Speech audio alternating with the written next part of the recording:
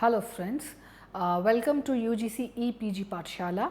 I am Taruna Bansal, Assistant Professor, Department of Geography, Jamia Millia Islamia. Today I will be speaking on theories of urban morphology. Before I start, I would like to tell you what I mean by urban morphology. Now when we speak of urban morphology, in simple words, urban morphology is nothing but the internal structure of the city. Over the period of time, number of urban geographers or sociologists have spoken on different models or different morphologies of urban cities.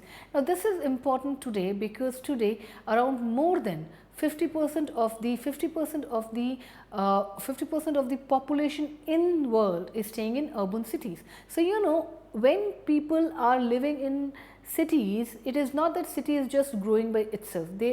City is also growing because people are migrating to city from different parts, be it rural or nearby cities or nearby small towns. So you know, the morphology or the internal structure of the city is not only dependent on the historical development, but also on the day-to-day process which the city undergoes. Now when we speak of urban morphology, we first speak of the models which were, or theories which were provided by pioneer urban geographers in the 1940s. Rather, we start with Burgess, who gave the model in 1926. So here I will discuss three basic models or theories of urban morphology. I will start with Burgess concentric zone theory, then I have Hoyt's sector model, and then we discuss Harris and Ullman's multiple nuclei theory.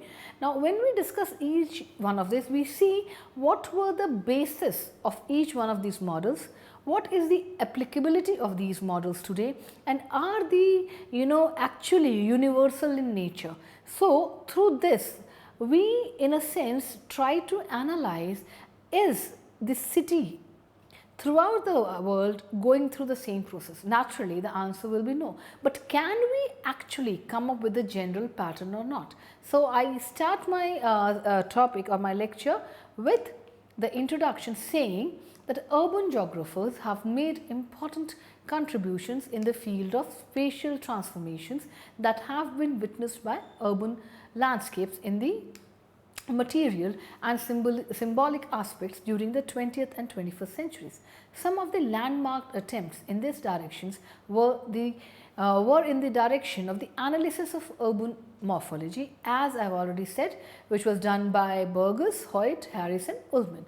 Although cities at present have changed significantly since the models were developed, yet they are frequently cited in debates of urban morphology, even to dismiss their relevance in the present world. That is true to say to a large extent, because the city possesses a distinctive combination of various types of land use, but a common pattern sometimes can be traced. The models provided by these scholars, namely Burgess, Hoyt, Harris and Ullman, today are part of the philosophy of urban geography, and one needs to discuss them in order to understand the basic foundations of this field. The morphological pattern of the city has been discussed by three theoretical explanations. These are the concentric zone model, the sector model and the multiple nuclei model. I start with the concentric zone model, which was given by Burgess, rather E.W. Burgess in 1923, based on his extensive and detailed case study of Chicago and its various neighborhoods. That means basically his model is based on how Chicago looked like, or what was the land use of Chicago in 1920s. So his model is basically the case study of Chicago, which he tried to generalize to find out, does city represent what Chicago was in 1920s. His model is radiating out from the Central Business District or CBD and represents increasing degree of cultural assimilation with greater economic and social status through each successive residential zones. In the words of Duncan in 1996, the zonal model became a significant and long-standing representation of the North American city, especially to the study of the correlation of social and spatial distance among the various classes of the society. Before understanding the Burgess's model of concentric zones, one has to study the tendency of the city to expand. In the words of Park, 1925, the typical processes of expansion of the city can be best demonstrated by a series of numbered concentric circles, as I have shown in my figure, which is in the text. In the figure, it shows that zone 1 is the loop, which represents the central business district.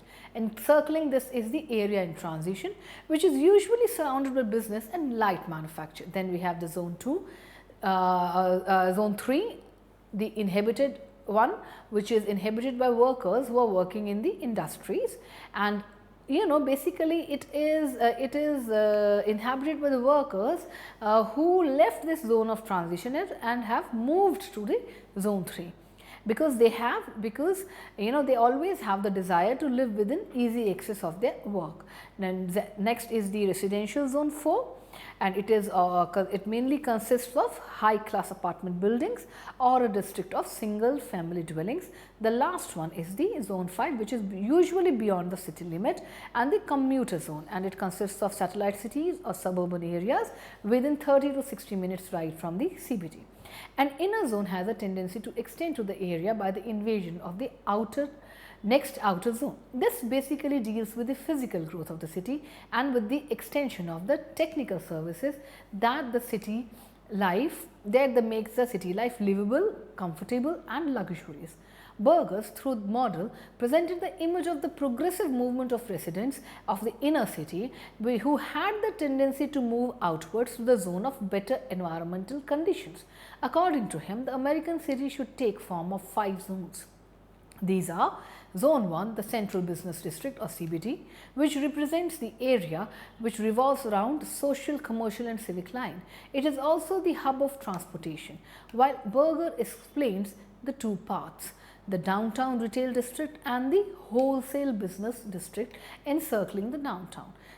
Zone 2, according to Burgess, is zone in transition. It is an area at which surrounding the CBD. It is zone of residential deterioration of old private houses consisting of largely subdivided dwelling units. This transition area is settled by immigrants and overrun by vices. It is full of rotten business and light manufacturing units from zone 1 who have encroached upon the residential belts. Some portion of this zone is likely to be found in the city slums or poverty areas and crimes. In other words, this is zone which is mixture of regions of poverty, disease and other criminal activities and is therefore called zone of vice. Third is the zone of working men's homes. It is the ring sum up with the houses of working people's homes.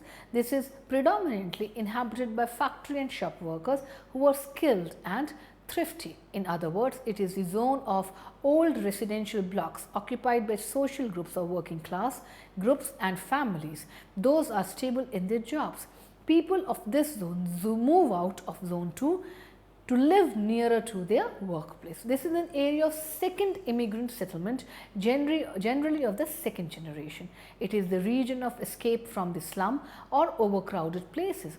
Now we come to zone 4 with which is further from the CBD and is settled by spacious dwellers. In Chicago, this was dominated by native born Americans or middle income groups.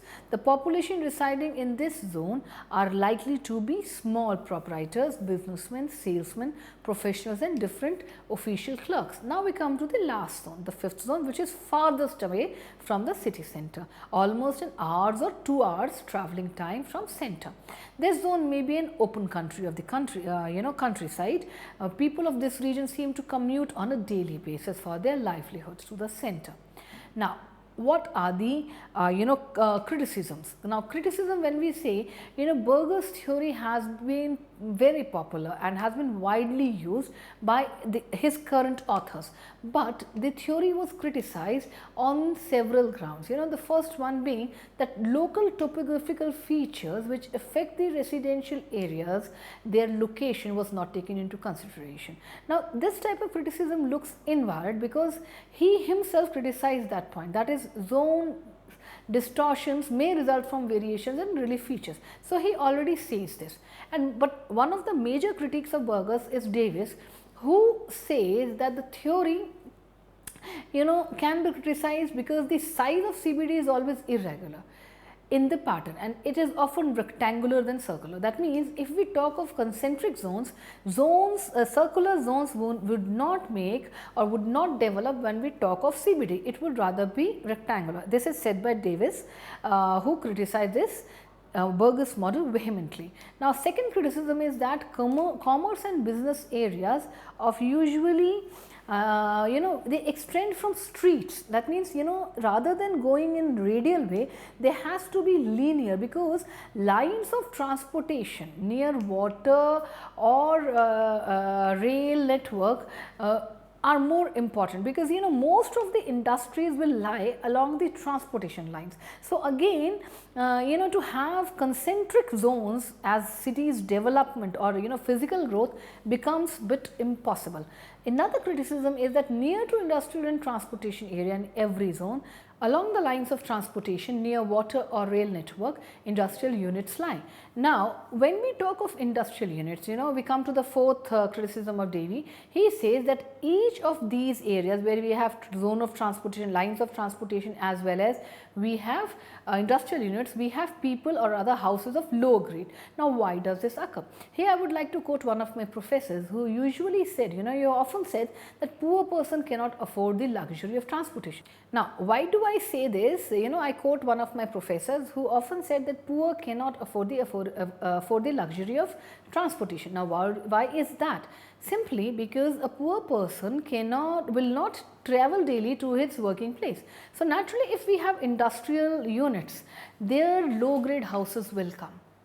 So, it is nothing like that we will have low grade houses somewhere away from the industrial units. And if we see the history of urbanization, be it Indian urbanization or an urbanization in developing countries, be it urbanization in developed countries, you will always see that poor people or the working class workers of the industries always stayed near the industrial units. And last one point where Davy criticizes Burgess' theory is that it lacks universal acceptance. Now, the critiques of Burgess' concentric zone theory focus on that the theory is not applicable in the case of its treatment of wholesaling market. Similarly, in the modern city, the large and heavy industries do not take the form of concentric belt just outside the CBD. Instead, it forms wedges-like areas along transportation lines. The theory of Burgess seems weak in the historical perspective too.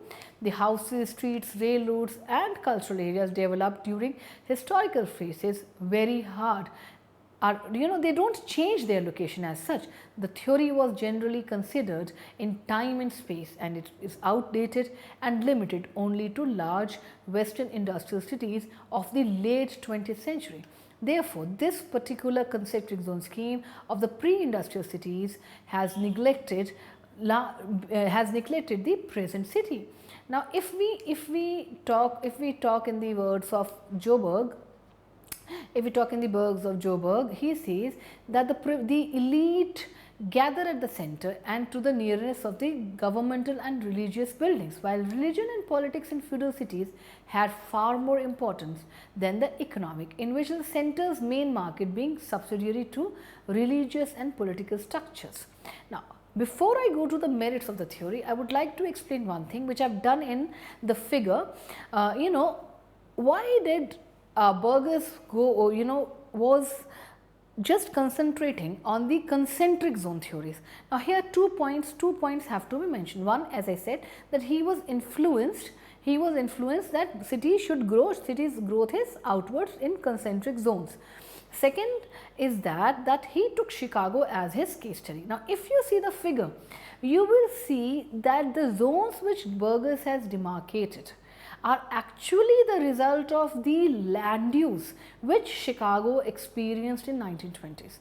And that is why the diagram which I have shown shows the land use of Chicago in 1920 as well as the zones given by Burgess for his model. Now, what are the merits of this? The chief supporter of Burgess' theory is Quinn, who in 1950 says a common sense observations tend to the theory confirmation. That means he says because Burgess has used his common sense, this is the proper way of providing that the theory has or can be acceptable or can be used, can have universal acceptance. Other thing which he says is that the probability of the concentric structure around the dominant retail area in various cities indicates by the urban gradients. Researchers also, the symmetry of concentric may be violated by local irregularities, and the most cities but conform largely to the Burgess patterns, as according to Quinn. Whatever the case may be, Haggett and Charlie say that Burgess model should be appreciated because it was a normative model based on simple structure of reality representing supposedly significant features of relationship in a generalized form. Therefore, to conclude the illustration of Burgess model of concentric zone theory, it is an expansion of the city in its comprehensible manner by a series of concentric zones. Now, we come to the second model, which is called the sector theory. Now, sector theory was given by Hoyt. Hoyt observed that the city's structure has changed, and therefore, he propounded the sectorial theory in 1939. He emphasizes on the ribbons of development that extended along commercial streets leading out of the central business district and the tendency of industrial establishments to concentrate along railroad lines and rivers, the point on which Davy actually criticizes the Burgess model. He further notes the existence of poor and middle income housing along the rich residential areas in the peripheries of the cities. He opined that the internal structure of the city, rather the American city, was more axial than concentric, resulting in the formation of different sectors. In other words, the city grows, activities expand outward in a wedge or an axis or a sector from the center, as I have shown in my figure 3. His theory explains only the residential land use pattern. The other types of land use patterns are considered because of their influence upon the residential areas of the city. The city's areas which are on rent tend to more or less rather than being sectors than concentric zones, again as I have shown in figure 4. The areas located in one or more sectors of the city tend to be of the highest rent area, but it is not necessary that all areas are rent areas. The migration of outward sector is clearly visible in high quality residential areas where the older settlement remains behind to become medium quality residential areas.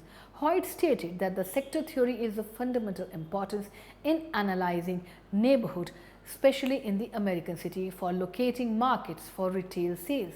The high rent neighborhood of a city do not skip about at random in the process of movement. They follow a definite path in one or more sectors of the city. No city conforms to the ideal pattern, but the general figure is useful as in the American cities. The different types of residential areas tend to grow outward along rather distinct radii, and the new growth on the arc of a given sector tends to take on the character of the initial growth of that particular sector, as shown in figure 4. The basis of Hoyt's theory is a bundle of empirical work. The 64 American cities were the sample size of Hoyt's theory, which is collected by the Works Progress Administration. The survey of New York, Detroit, Chicago, Washington and Philadelphia supplemented the small and medium-sized cities. Thus, to empirical generalizations, it is a very bulk part of observation. Nevertheless, the theory has not gone unchallenged. Now, the criticisms. The theory of Walter Ferry carried out a land use study of central Boston, in which he explored the urban land use shaping by the role of social factors. He pointed out various aspects of sector theory. On this basis of his survey, he argues that there is less validity of comparing the internal structure of number of cities when physical features like relief, location on a waterfront and other factors affect the pattern of some cities. Ferry also criticized that Hoyt theory has not sufficiently considered the role of social and cultural characteristics in land use explanation. It is obvious that richer residents can choose to settle anywhere and may not follow the normal pattern, that is either concentric or sector pattern. Now, therefore, if we compare these two models, what we find is that in one, Burgess model is based on just one city, and that is why maybe its universal acceptance is less. But when we see Hoyt's work, he took number of cities in consideration. But here too, universal acceptance again is limited because his work was based on American cities. Now we come to the third and the last major model of urban morphology called the multiple nuclei theory, which was given by Harris and Ullman in 1945. They brought together their work on central place theory and classification of cities respectively to represent a metropolitan area that was not defined by distances from the central business district, but was based on the pattern of land use of the surrounding areas of the CBD or the central place district. Central business districts. During the time of the inception of the present day taking place in cities, residential, business, industrial or other elements to accommodate the growth of multiple nuclear models suggested by them as shown in the figure 5. Harris and Ullman, unlike Burgess and Hoyt, stressed upon the development of special purpose districts instead of social differentiation of residential areas. These districts were nodes of economic activity that needed specialized facilities and benefited from agglomeration economies of different activities centered there.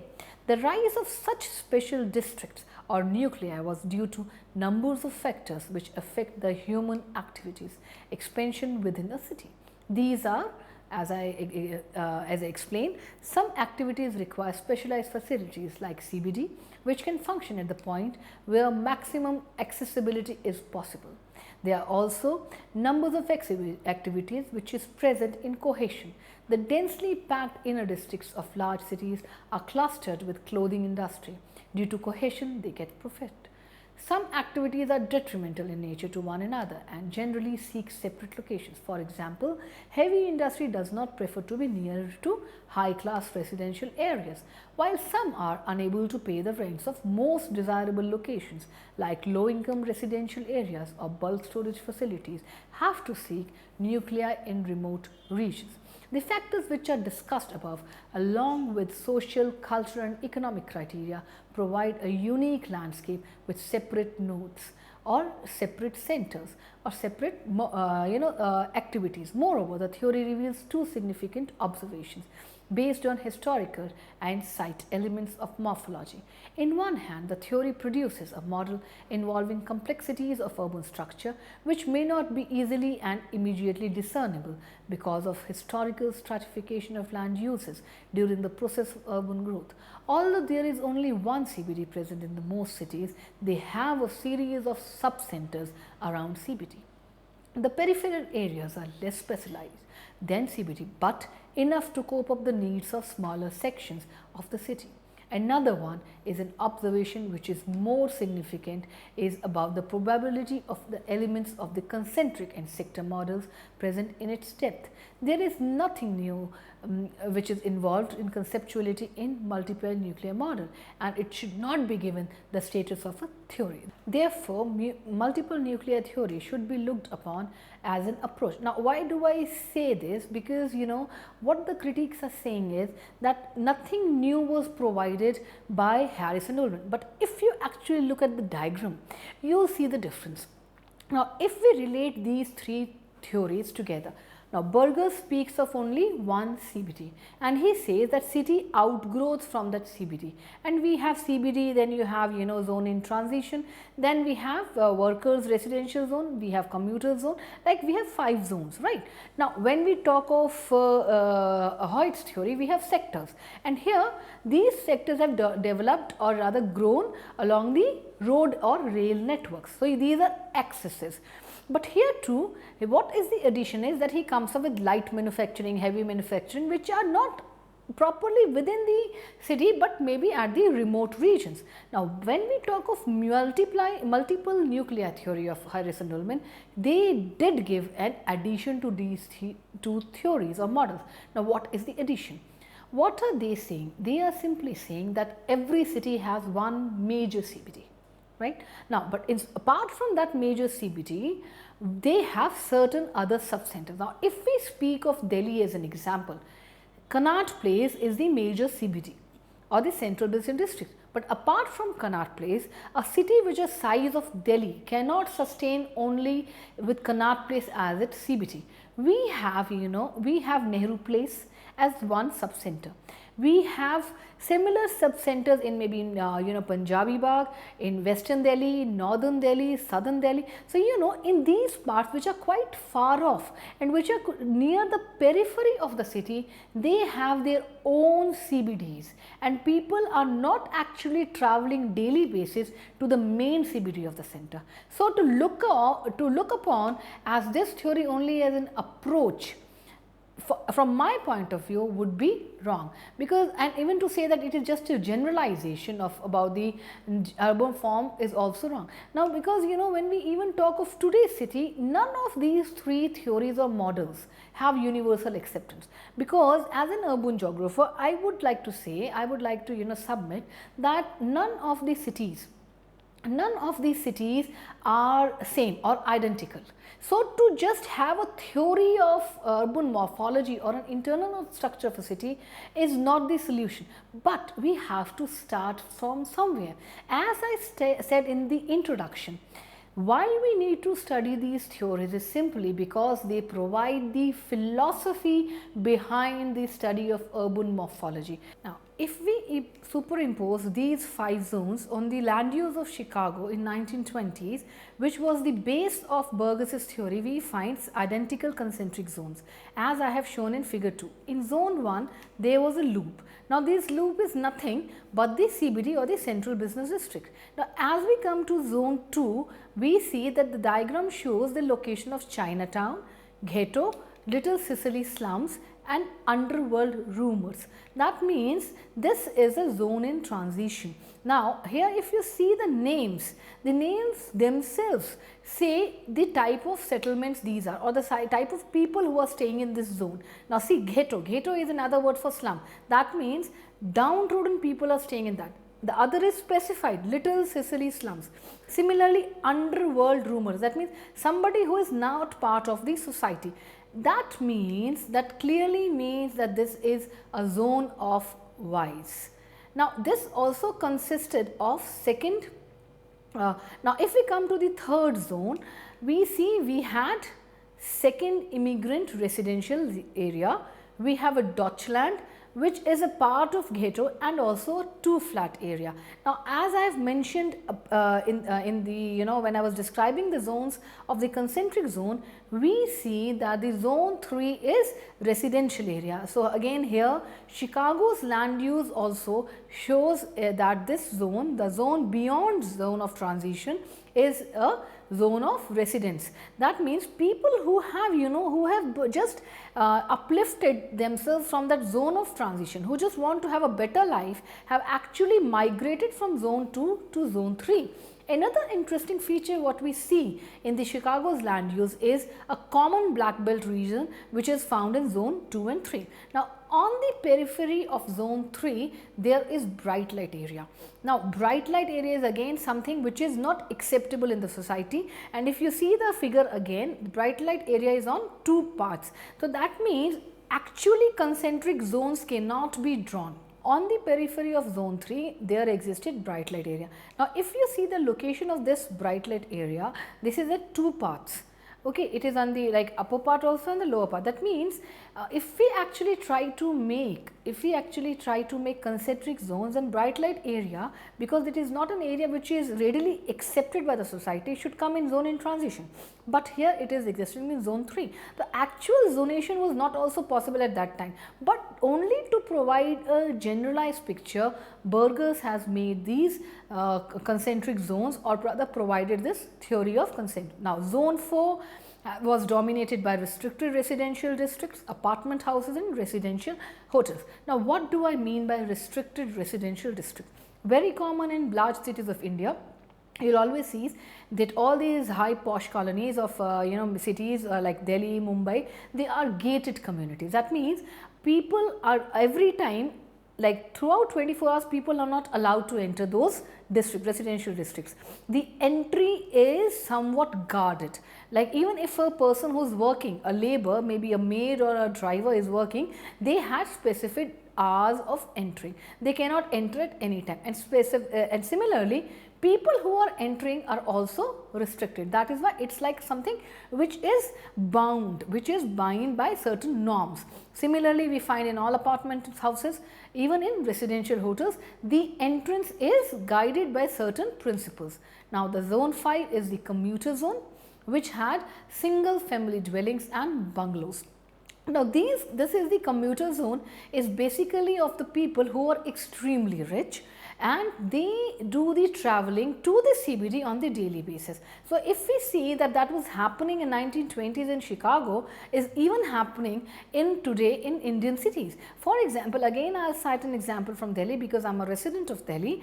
You see, people are staying in big bungalows or big residential colonies in Noida or in Faridabad or even in Gurgaon, and they are commuting daily via their private transport or via metro for their work. So, these people do not want to stay near their workplace. So, because they actually are rich and they belong to the high class, they can afford the luxury of transportation.